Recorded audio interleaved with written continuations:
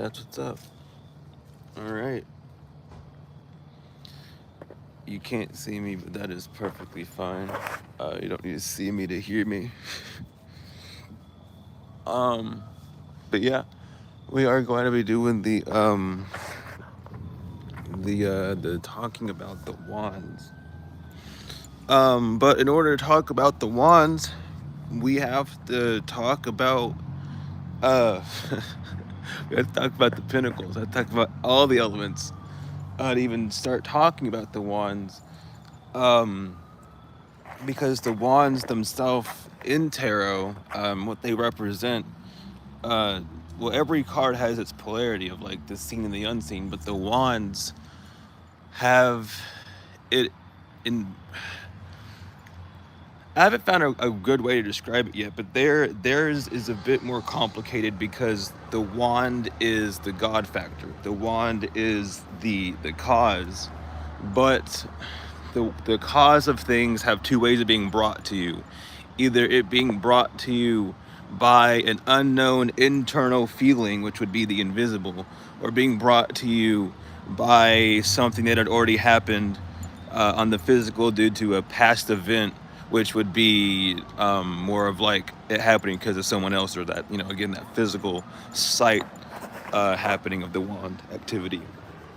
So to talk about it, we're going to start off talking about the invisible force, because we're just going to talk about it feminine to masculine. We're going to talk it within the order of the elements of order of nature.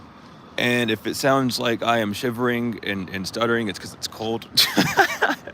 So I will be getting short breathed and kind of jittery, but I'm just a little cold. Can't be inside because it's too noisy, so we are outside. Regardless, though, to talk about the invisible part, we'll talk about reasoning. We'll talk about kind of the steps of how to figure out where your fuel or where your spark, your desire is rooting from. And every desire that we get, every idea that we are given is based off of a past idea or a past thought. Whether or not it is in close proximity of when the answer is revealed depends. And that depends on the path of the pinnacle that you are taking. If you are taking a path of the pinnacle that led you to this wand, that was just off.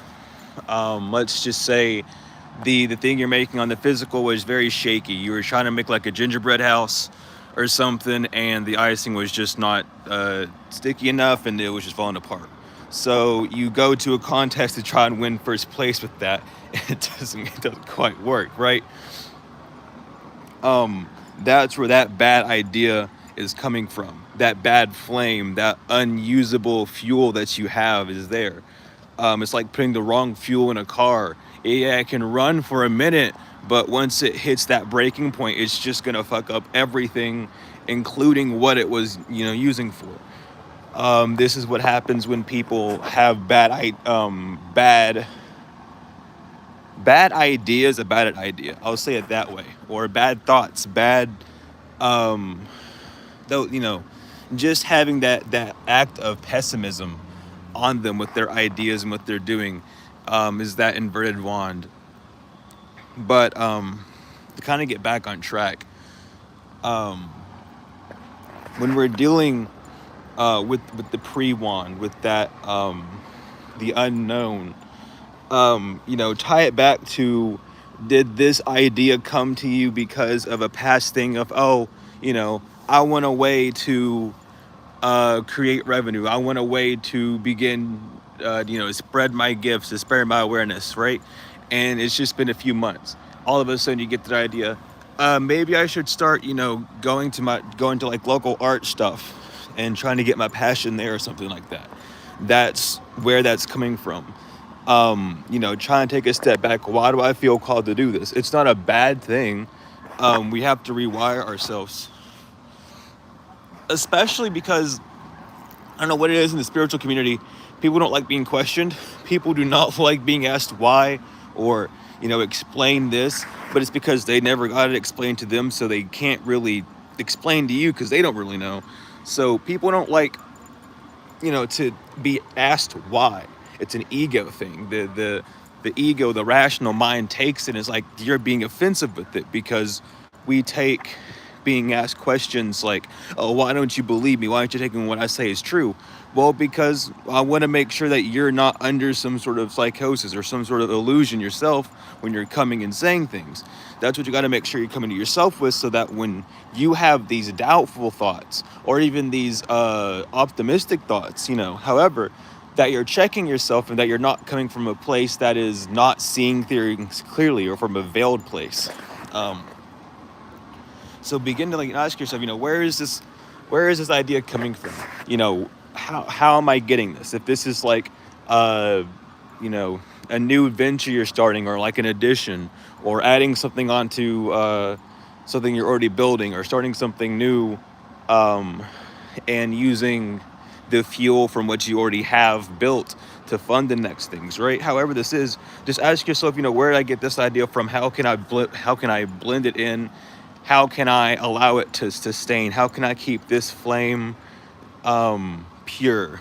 You know what I mean? How can I not throw any sort of toxins within the fire pit to contaminate, so I can stay close and not only warm myself, but warm my food, etc., etc. Allow that flame to actually be nourishing and grow with what it needs to, and grow how it needs to. So within all of that, and this is going to be, it's going to be very long to describe the way it is going to be for this, because I feel like this live is probably going to be more focused on those two phases of the wand, and then more talking about the wand in general on the next one. But I'm going to be doing these in a lot more closer proximity. Everything that's kept me busy has been knocked out of the park. And we are smooth sailing. But regardless, when we're working with that invisible phase, with that, why, like, where is this coming from, this questioning, this reasoning that we're getting, it allows you to move forward with more clarity, so that when you hold that wand, you're holding that wand, and that wand is really a torch. And the reason why, and the truth of that why is the element of earth, the stick itself, is already in the card. That wand is being shown by the green, the leaves sticking out of that wand, out of that stick. That shows that there's a life, and that life is inside. That flame isn't an external flame that's going to burn outwards. It's an internal flame. So that's what you're watching out for. If your torch is upside down, think of the devil card, how the tail of the man on the devil is inflamed. That's how your torch is going to be. It's going to be inflamed with the light. You're going to be blinded by that light, but yet so ramped up and fueled by it, that you will move out in action, that you will allow yourself to burn out and crash out, etc. with that wand, with that false control. Wands also convert to a lot of other things. You can call your pencil a wand. You can get a wand called like an actual stick, however, a club, like a walking cane. However, all these different things that you can call a wand, all these things that you've heard call a wand, think of a wand in that sort of essence, in that flame, again, and not being a visible flame. It's pyre, P-Y-R, a pure flame, but that P-Y-R is also a divine fire. And you could think of the word pyramid. People were broken that word down. Pure, the fire. Ra, meaning light. Middle, light in the middle. However you wish, however you want to break it down. Or you can go as far as, pyrotechnics and things like that, just P or P-Y-R. That's just that fire. That's saying there's a divine fire there. It's not something that's external. It's something that's internal. It can go outward, though. And that outward manifestation is then why that word appears in that sense. So when we're with the wand, to that invisible fire, that's why it's sticking, the leaves are, out. It's showing you that even though this wand or this branch is dismembered, it still has life in it. It still has that fire in it. It can still be used for many things. And even then, when you go to the Five of Wands, I talk about this all the time, but when you go to the Five of Wands, you'll see the character on that card, which is representing of Saturn. I forgot. I can never remember the name of that like little hat he wears, but it's like that little. It's the taxi cab hat that New Yorkers have. I'm sorry if I don't mean to be offensive. I don't know what it's called though. But he's wearing that. He's wearing an all red tunic as well, or tunic, I say. And he his wand, his stick, I should say, his however you want to say, has no leaves on it, but everyone else's does, and that's showing you not to go Saturn's way. Don't let Saturn destroy you and give you something that's not going to benefit you. Don't let the general public lie to you or say this isn't a good idea and scam you out of your own glory.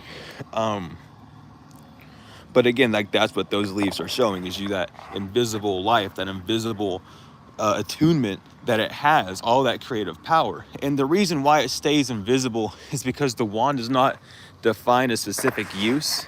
There are many things you can use with that wand. That's why if it just only had a fire, you could only use it as a torch. You could only use it to warm up food and stuff. It would have a specific use. So it wouldn't be much of a useful wand for everyone. Not everyone needs to do that. So that flame stays invisible to show you also the infinite possibilities that you have within it. But no matter what comes out of it, it will grow. Even if it's inverted, something will grow out of it. It might not, take that out. It's not going to contain something that has life, but something will be created. And a good way to understand that is destruction needs to be created in order for it to happen. Like, destruction doesn't happen on its own. Destruction needs to be created in order for it to have any form of effect on the realm. That's just how it works. It's just how this realm works through our operations, the laws of nature, and so on and so forth. But in the realm of that infinite possibility with the wands, and questioning of the why, this is where you kind of get to mess with what people would like to call the free will aspect of things, or your imagination, your creativity. These two together come to create these new wills, these new forces that generate reasons for you to move forward with something or to scamper away from it. However, this is, you're debating to do something. I don't know if I should do this or that. Well, this costs blah, blah, blah, and that costs yada, yada, yada, and I don't know how much this is and that. That's that conversation going on. Or, I want to go do this, so you go ahead and go do that, and you're out, and you just keep, bouncing out, doing different activities. That's that, interaction that's happening there with that, reasoning of why, and that infinite possibilities. As long as you're staying in that continuum of questioning yourself, not questioning yourself, but reminding yourself, I should say, because it's a better way of saying it, reminding yourself of why you're doing something or what you're doing, or where you're at, keeping your senses grounded with that wand, again, just kind of signifying that that's how you're creating, that's where you're going to be seeing, that's where your senses are going to be guiding you, making sure that you're staying grounded in that state.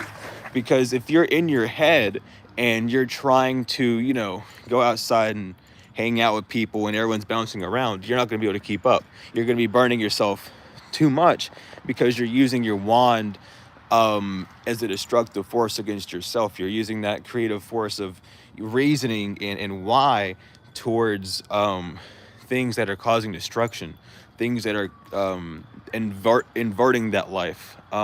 Inverted wands also can also represent, I should say, ideas that do not have any form of life behind them. So this could be like panicked ideas even. But altogether, not having that reasoning, not having that remembrance of why leads to that discombobulation, and is one of the greatest reasons of why people kind of don't move forward with their ambitions, or why they let small excuses. While they let small excuses and things that people claim to be small excuses, however you want to take that, to stop them from doing what they need to do. This is I can't do this because yada, yada, yada. That it comes from that sort of, that lack, not that lack of connection, that lack of seeing, where it starts from. but the wands are always going to be your reasoning. It's the life force. It's the start of. It's even the continuation of, um, because things can't start. I mean, things can't continue if they haven't started. Excuse me, I said that backwards. But the other aspect, of the wands that we can kind of jump into for a minute, is the physical, where something on the physical had already happened to now make you, move forward. So this is like your circumstances, your situations that you're in. Um, you know, Charlie Brown's football situation where he's gonna kick the football, and in his idea that he's gonna kick the football, but it was a bad idea from the start. Wand inverted because the football get tripped up. That's that physical sort of thing where things are just bad already because of the wrong intention. And this goes into like the panic idea, which is kind of why I wanted to swivel on over there because I already kind of mentioned it. But the idea is that people get in panic, or the ideas that are kind of just like redundant to have. That's that kind of air. That's what we're talking about here. I don't know why I'm starting so much. Excuse me. But that's what we're talking about. So when we're dealing with the physical, when it coming down to the wands, it's kind of hard to talk about due to it being that God factor. The only reason it's kind of hard to talk about is because I haven't looked into it enough.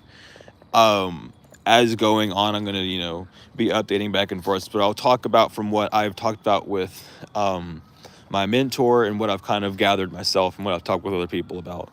The wand on the physical, dealing with that God factor, is I guess the best example I could do is like you are. It's like whenever how people say like everything you do matters, and every choice that you do matters. The wand on the physical is saying these smaller aspects of choices that we're making. Like you could choose to open the door for someone, and then someone opens the door for you, right? That's what that's saying. It's that optimism in things always working out, or that knowing that one thing will always ripple back and go forth. And it's more of a regenerative, when you're working with on the physical. So when the wand in upright, dealing with physical stuff, happens inverted, it comes inverted. It's more of a vacuum, more of a vortex towards whatever's going on within the reading. So that would be more of like things on the physical are taking away from your ideas. That's the people feeding you bad ideas. That's the negative responses, or the pessimistic responses, or the disagreeable responses that you're receiving on the physical, or even that you yourself are giving out on the physical. However this is, that's what I mean by acting as a vortex and taking away. Instead of generating and boosting with that fuel, it's just taking that fuel away, or running it in the background when it shouldn't be used. But as I said earlier, like all the wands itself is just that God factor. It's not necessarily the invisible, but it's reminding yourself that shit, hold on. I'm trying to remember how Edmund mentioned this to me, because there was a very specific way that he mentioned the wands to me. I'm gonna get back to it at some point. I don't want to stay stalled for too long. But anyway, with all the wands themselves, they do just remind you, either whether you're the reader or the querent, that the power is in your hands. That's what I was talking about with the God factor. Yeah, that you yourself are that generator, and that it's up to you to make sure that you are keeping yourself fueled. This is that this goes back to your sayings of like, your body's the temple, take care of your body. Or like, your body's a car, make sure that you're fueling it right, make sure you're eating right, and all these things. That's where these things are coming from. That's, where the wands ideology is rooted in. The symbolisms are rooted in. They're not There are a few um, very solid references within the wands. And by solid, I mean evidences of things happening on the physical, um, appearing within the wands. Like on the Two of Wands, you'll see one of the wands being holstered to the masonry or that wall with the Rosicrucian, not the Rosicrucian, the roses in the form of Gebo on it. You'll see that, and that, that forged wand is talking about the divine, saying how what their will always be done. That, the will that you and the divine agreed that you were going to do will always be done, that's something that's not going to change. But how you go about it is up to you, and what you do with your life is up to you. But the divine will always have things in state for you. Like, you'll always have you know you'll always have, your freedom to do whatever you want. You always have the freedom to choose how you're wishing to express yourself, the freedom to, to choose your name for your business, things like that. It's just playing those things, but it's up to you to make sure that you're still feeling those things, that you're maintaining a pure fire, or a pure essence, or pure cause, a pure intention, a pure reason, and that your reasonings for it, and not for it, but your reasonings while working with the projects, or working with the people, working with yourself, or working whatever this is pure as well. That's what the wands are reminding the person about. um, it's also reminding the person that there's a lot, because with the wands as well, the wands talk a lot about I would say pre anxiety, like the symptoms that you get before you start getting into like your major anxiety that people don't really notice, like, just kind of the racingness that appears, the adrenaline starting and stuff with you know with the Nine of Wands, the Ten of Wands. um Trying to think what else. The Five of Wands a little bit, but the Five of Wands is more of a defensive, but it does kind of strike that anxiety. But it talks a lot about that fueling that you get, um, how it gets distorted. It talks a lot about that anxiety, and how the anxiety itself will begin to fuel, and like its sources from being fueled.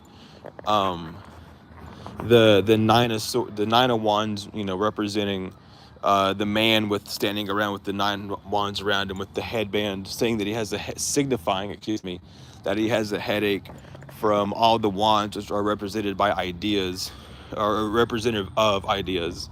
There's so many ideas, there's so many things being thrown at him and being faced with them. There's so many things that he's wishing to do and willing to do, that he's got that headache. He has to have that protection on his head. He has to kind of sit back and feel that panic, and not move, due to how defibrillating it is. Then you have your Ten of Wands carrying all 10 wands on you. They're fanned out. They're fanned out because they have no life to them. They can't burn anymore. When a fire's going out, you have to fan it to keep it alive. That's what that's representing. That they're fanned out. They represent that you're literally, your ideas or whatever you're trying to keep alive is on its last leg, and you're literally doing all you can, panic crush mode to get it alive. Crunch mode, not crush, but crunch mode to keep it alive. Um, so that's what you're watching out for, and that's what you gotta kind of see and understand when you're doing these things. When you're messing with the wands in this essence, because they're not as simple as ideas. And we can talk more about what ideas even are, because when we talk about ideas, we think that we have ideas, but we're faced with ideas. Ideas aren't something that we have. We have thoughts, we have opinions. These are things that we ourselves can generate. But ideas are something that we don't have. These are things that we gather.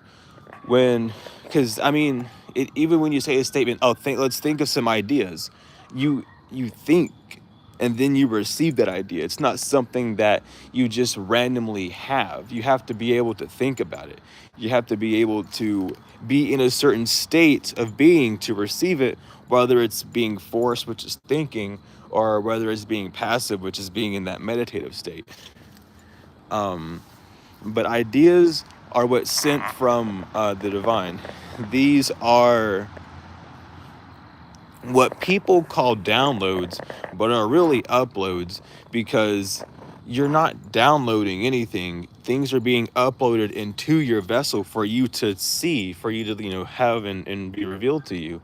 It's not something that you're choosing to go, because when you get downloads, that's something where you're actively going out. When things are being uploaded, it's being sent to a cloud. That cloud is your crown chakra that's getting sent to. You're not necessarily the host of downloading things. That downloads could be considered more of thoughts, in that rational process of the mind and how it thinks and gathers and gathering intel and things. But when it comes down to the state of ideas, I am answering questions about the cards, but right now we're kind of going about the wands. So if it could be about the wands, that'd be good. But in general, yeah, I can answer questions about the cards. But yeah, that's what we're dealing with within the wands in that aspect. No, the screen, I'm just outside. Don't worry about, you don't need to see me, to get what you need to get. Trust me. It has nothing to do with my face. So you're good. Don't worry. But yeah, that's what we're dealing with when we're messing with the wands. Is this higher aspect of things, this deeper, which higher just means deeper, more internal aspect of things that people aren't reaching. They're being blinded by a false light, being blinded by the wrong fueling of things, the wrong understanding, the wrong way of creation, the wrong alchemical process of things. So they're not able to really allow that life to be seen, or to flourish in that sense. But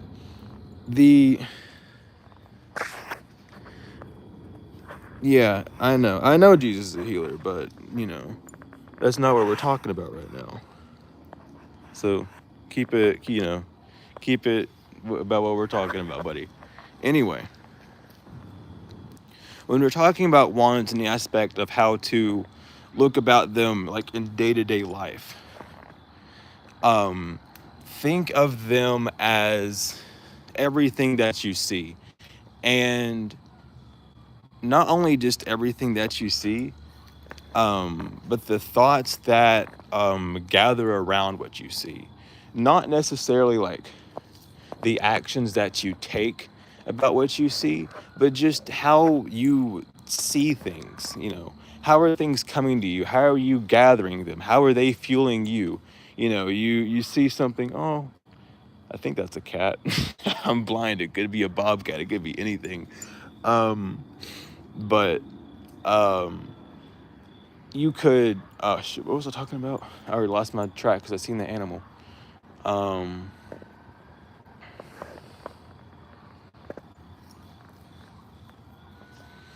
Well, that's cool. I appreciate, love you. Jesus loves you as well. I don't know if you're a brother or sister, so I won't say, but Jesus loves you as well.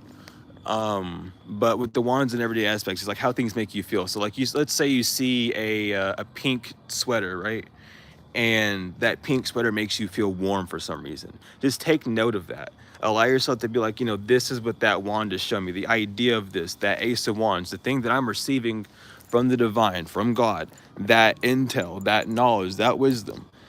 What I'm receiving is, that feeling from this thing, and that's going to help you be more intact with that aspect of self, to where a situation happens, someone screams at you and you don't like it, instead of just going with the instinct, which is animalistic behavior of screaming at them or getting violent or reacting in a volatile way, you'll be able to sit back and question yourself and be like, why are you screaming at me? What's going on? Is there an issue?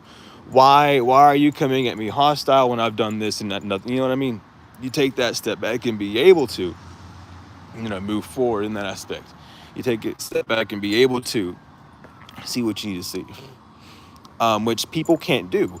This is why there's so many, well, there's multiple branches for reasons why, but this is why people have so many severe mental health issues, because these things aren't being taught to people. It's the thing that's being held back. They expect that, oh, if you just vent and talk to people, it's going to help. But what does that help? That doesn't show the person where their mind is at, what part of, what stage of their thinking that needs to be seen, that needs to not necessarily be fixed, but needs to be studied and reflected on, so that the same mistakes don't happen, so that the same reactions don't happen. Even if it's not like an argument, even if it's, you trying to,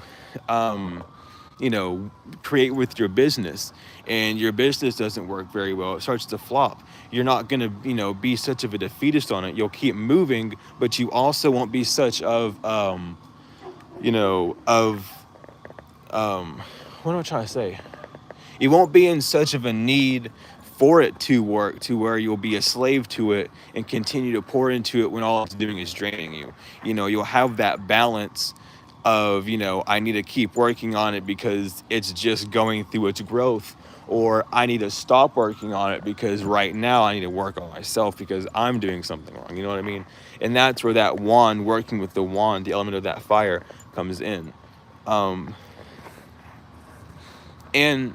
again, when we do talk about ideas, and how they come along, and like how we get them and how we respond to them, it's also important to keep in mind, like, when you are sitting around randomly and something just comes down into you, like you're not thinking about anything at all, it's just boom, a random idea comes to you.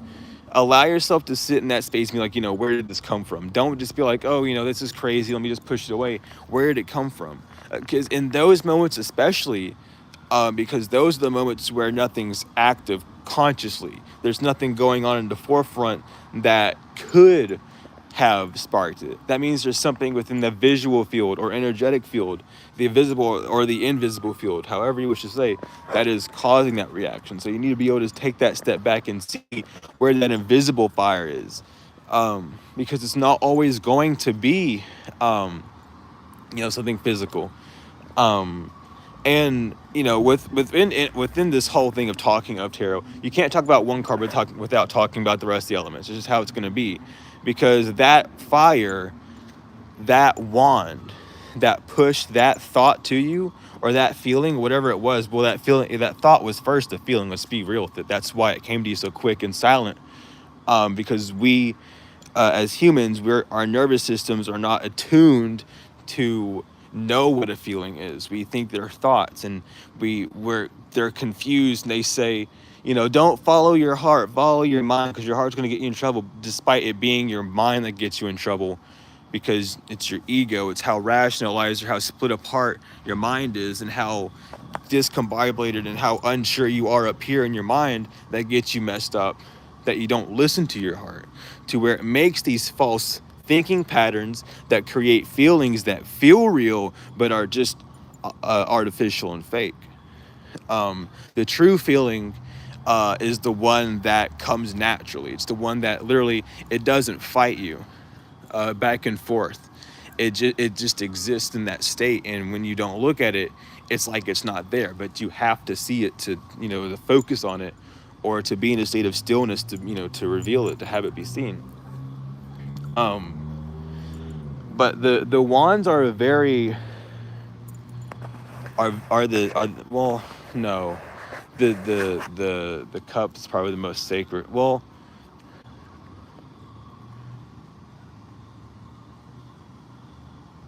I don't remember how it went. It's either the wands are the most sacred, or the water is the most sacred. But either way, whichever one it is, the other one is the most holy. So if it's the wand's the most sacred, the water is the most holy. I don't remember how it went. I'm gonna have to do my research and ask around for that again. But the wands, I will say, regardless, are very sacred, in the sense that these things, again, are things that our ancestors knew. This is why they were able to get along at points a lot better than how we are now. That's how they were able to compose, like to create things, and how they had so many inventions beforehand. They were able to take time and, and to take a step back and to realize, like even Einstein with his, theories and inventions, Nikola Tesla and his inventions and theories, they had to take that step and slow down and think to these points and get to themselves to this point of being, to be able to even see like, okay, so this and this and this need to happen first. This is that order. So if I can get these things to move, then that should move. You know what I mean? And then also having other studies within other realms of things, of course, but this is that basic core knowledge of alchemy, of how we work and how the world around us works, that we need to be able to function in this realm, to be able to have an actual understanding of knowledge of ourself. And before we can even talk about a mastery of self, we need to know these things, because these things are sacred, but they're not happening.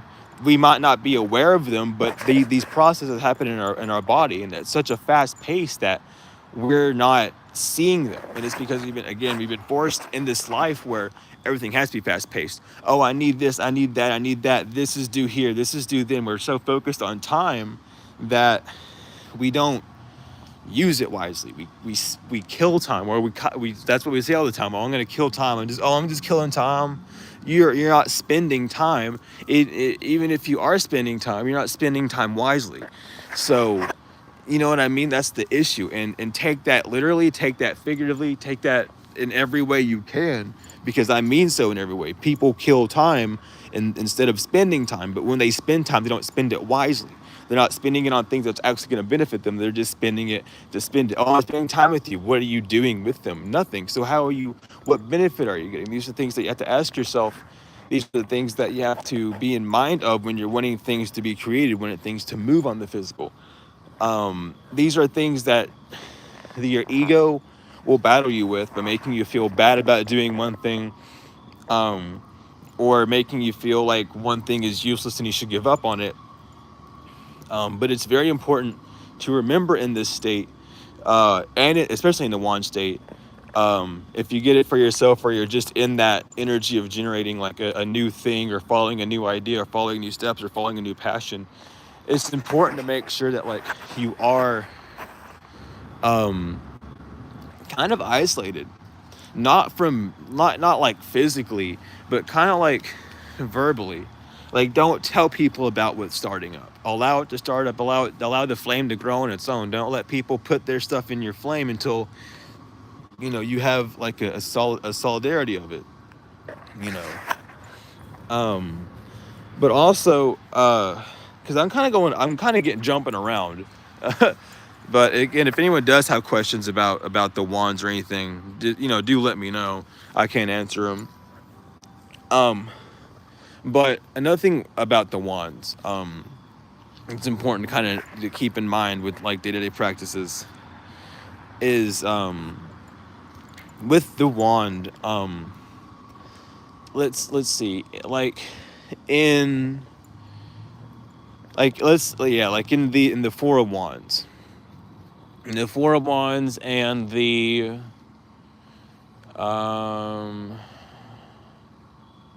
I'm trying to think here, because it's not that one. I don't think it's in the same. I don't think it's a wand is what I'm thinking of. But in the Four of Wands, that card of harmony, that card of marriage, in the sense of how wands are, they're not only like how they have multi purposes, and how I was saying, with the leaves it's used as light, it could be pendulums and stuff. In the sense of the Four of Wands, it's used as an operator to get things to be engaged, or as a piece of a puzzle to be engaged with. So like in the Four of Wands, it's used as I forgot what they're called, but it's like the awnings and stuff that you get when people are getting like married and stuff. Like they're acting as podiums, I guess you can say that. I was to say that. But they're stuck in the ground. They have like the ribbons and banners tied to them. That's how they're being engaged. They're being used as a stability factor. They're being used as something to bring people together. So we even going deeper within the wands and mentioning that wands don't only have to be just like ideas. These could be operations. These could be corporations. Now these things are not external things that are attacking people. Anyone that dares say that is lying. I don't know how the hell they taken that from this, but that's not what I'm saying here. What I'm saying is by corporations and operations, these are the mechanisms that combine together that create the new opportunity. So the wand could literally be someone else's thought or someone else's sword, or a sword that you have coming to you as a thought coming to you, and then you getting ideas from that and then moving forward and starting a new cycle from that point. Tarot is not linear, but it has an alchemical cycle. So if you begin off on one element, you finish the cycle from the element because that's where you're at right now. However that card is defines how the past cycle, the element was, or the past element was, or is.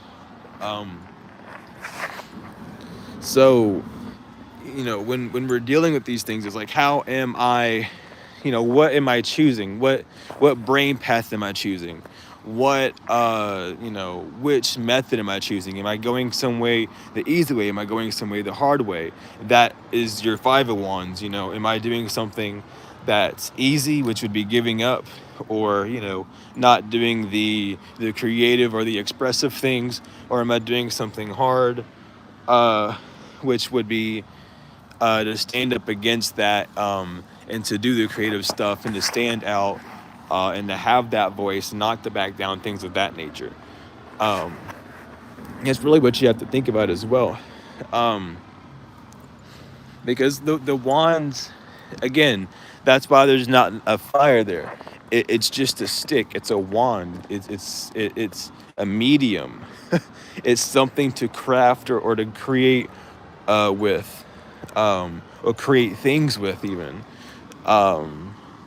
You can create stuff with it. You can create it from other things, all sorts of, it doesn't have a defined feature. All it's going to say is that it has life, and it's up to you as the sculptor of life, if you will, to to use your wand, to use that staff, to use your element, your fire, your pyre, your pure fire, your innocent childlike funding on things that you're doing, so that you're not causing a mature flame to take out and douse childhood dreams, and you're not letting an immature or inexperienced drive destroy a professional or a good beneficial place to be. Let me see. I know there's something I'm forgetting to talk about the wands.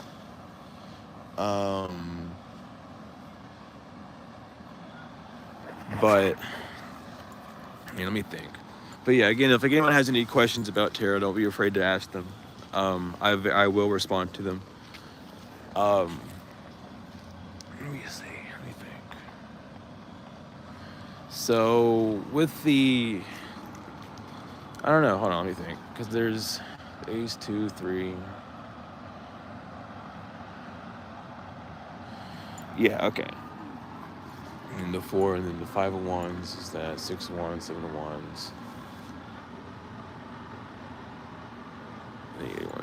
I would like to actually, I'll clear that up. So with the big misconception with this, because a lot of the wands cards have misconceptions. Like, a lot of people think that the 7 of Wands is someone either having an angry crowd attack them while they're standing up on a podium, or like a bunch of unseen people holding sticks up, or like a threatening environment. And it's not. The 7 of Wands just represents having a bunch of ideas, having a bunch of fuel, having a bunch of energy to do something, but needing to wait on divine command to do so. 7 is the Sabbath, the day that you rest on. So anytime you see 7 within tarot, it's saying for you to rest, to take a break, to heed, to yield, And that's why he's holding that one wand in his hand. He's getting ready to throw it. The Eight of Wands shows all the wands being thrown down the same river that that man is standing up on top of. If there was if there was better light, and I had had my cards, I would show you. But tomorrow, I'm gonna go live earlier, so I will have them out and I will be able to show you. Um, um, but that's why those wands are there, and that same stream of water can be seen on the Eight of Wands as on the Seven of Wands on that mountaintop, and the wands are going that exact same way with that water downward. Um, so that Seven of Wands to Eight of Wands is not saying someone's attacking you to getting a good message. That's telling you that you're waiting on the divine to tell you to move, and then the divine tells you to move, so you move, and you move with full force, with full integrity. You move at quick speeds.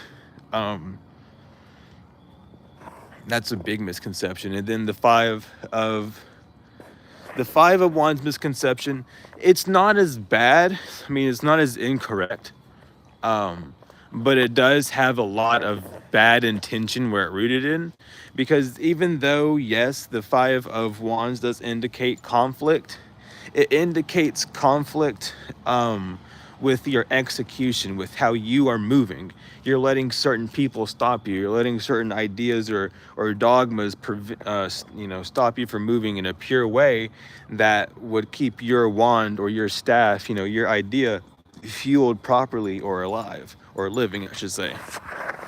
So that's what that's talking about. And the five is relating to your five senses. That just, again, talks about what you're receiving from the outside world. So, though, yeah, it does and can represent an outside force such as people, it's not talking about it.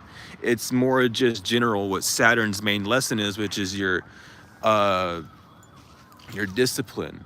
And that's what you need to work on, discipline with your five senses. You being so overwhelmed by things, which is why there's 4 people against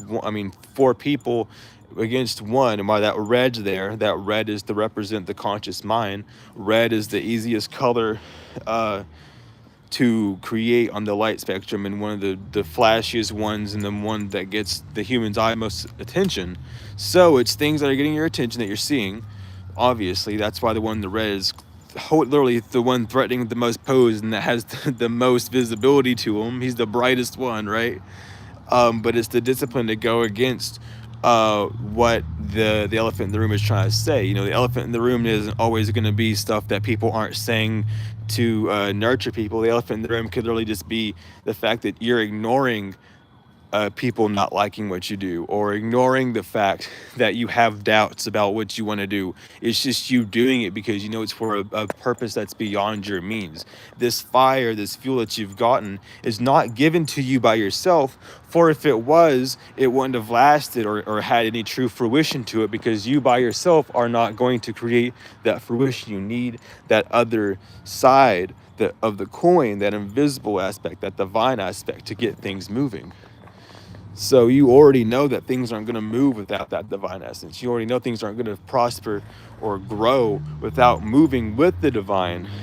But you need to be aware of how the divine moves within you, so that you can move with the divine in you and to move forward, meeting the divine halfway. It's like they throw a hook at you and you catch it. You don't just have that hook. You have to meet them back with it. It's like you have to, that's how our relationship with the divine works. We can't just ask for things and expect to be given to it. We have to meet them that halfway. We receive an idea, and that's not necessarily meeting them anywhere. That's just them setting the field down. You accepting that idea is you accepting that, hey, I would like to do this. You meeting them halfway is taking the steps with that idea, moving with it on the physical. They do things in the spiritual and get people to come to you, people that click up with you, get you your name out there, get you podcasts, things like that. That's what they do. You need to worry about taking the steps on the physical and making sure that things are running on the physical, making sure that you have the right things up, and that you have the right people with the right intentions Again, the right fuel, the right wands, the right pyre backing and fueling your business or whatever you're doing, your actions, so that things aren't failing or falling flat moving forward. Um, what else is there? There's a lot I could talk about with the wands. Tomorrow, it will be a lot better. I'll have the cards out, like I said, so I'll be able to go into a lot more depth with them, uh, and talk about the cards individually a little bit more. And I'll also be able to have the new chart up, because I finally fully finished it. It's kind of hard to read because it's chicken scratch, but I got it, and I can read it. That's all that matters. But yeah, I'm trying to think what else we could talk about with the wands.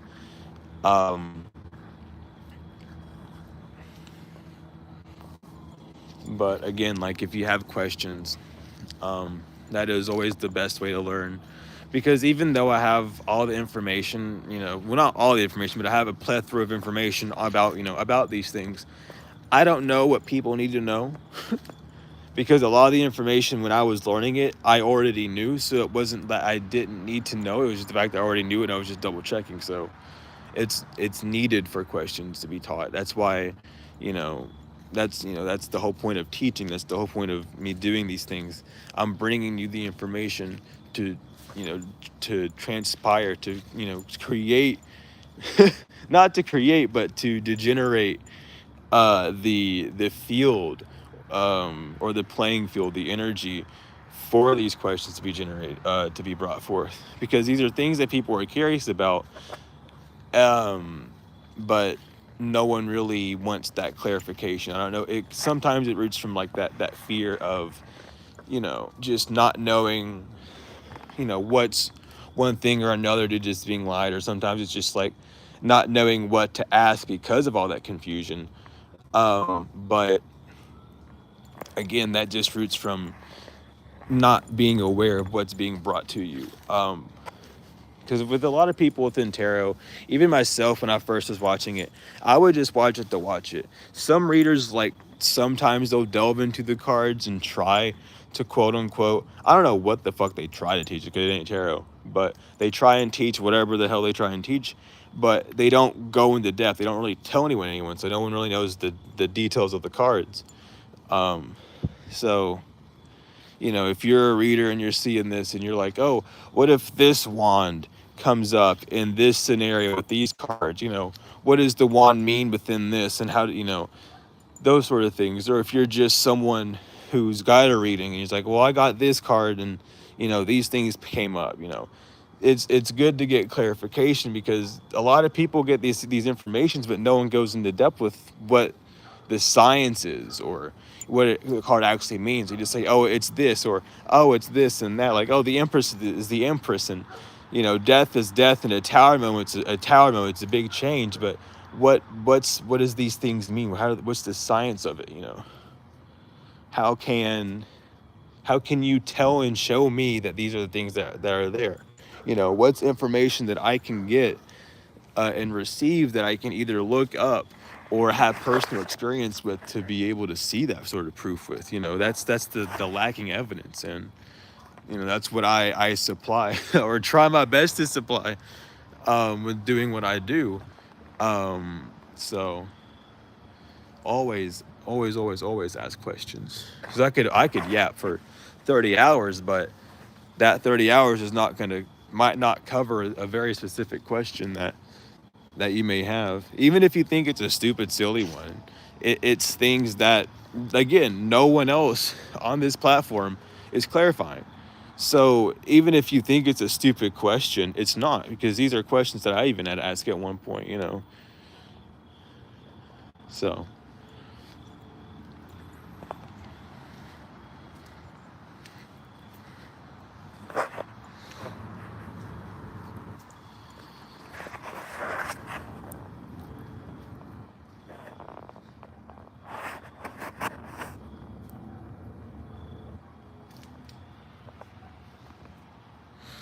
but yeah, I'm trying to think here. What else about the ones?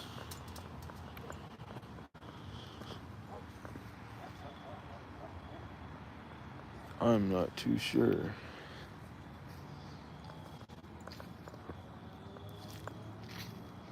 Honestly, then okay, I might just end it here then, and then tomorrow, we'll pick it back up tomorrow. Um, I'll be on earlier tomorrow, obviously. I was just busy all day today. I had to get a lot of things cleaned up and finished. Um, okay, little squirrel. Anyway, and I've been helping out a student one-on-one a lot. And if you are wanting one-on-one stuff, I do have those classes. It is a payment, but that's just been keeping me so busy recently. Is one of my they've become a friend um, over the past few months, but they're a student and a friend. But that's why I've been so busy. I've been helping them with one-on-one things. Regardless, though, free Dr. Malachi York coming home. If it is a mix of solely him and my mentor Edmund, the spiritual hobo that's helped me put together these pieces for tarot. Even though Edmund's been saying, teaching his things, he's not doing it over here on YouTube. So I'm doing my best to teach it, because a lot of the other readers that end up under his wing aren't really teaching the deeper side. They still keep the same aspect of how they did. I'm the only one that's made the full switch. So that's what I do. I'm trying to bring that truth, that totality back. Regardless, thank you all for all the supports, the likes, comments, shares, subscribes, donations, and hypes. The donations, whether they're energetic or financial, I truly appreciate of them. But if you are interested in my services, readings, books, healings, shamanic healings, psychom healings, however, any type, spiritual court work, spell work, anything of that nature, you can email me and I'll get you set away. If you're looking to donate, they're in the description, all the ways to. Everything you need is in the description. But regardless, I love each and every one of you to all no ends. There is no limit to how far my love stretches for all of you. I truly appreciate every single one of you. Hadus Ashug.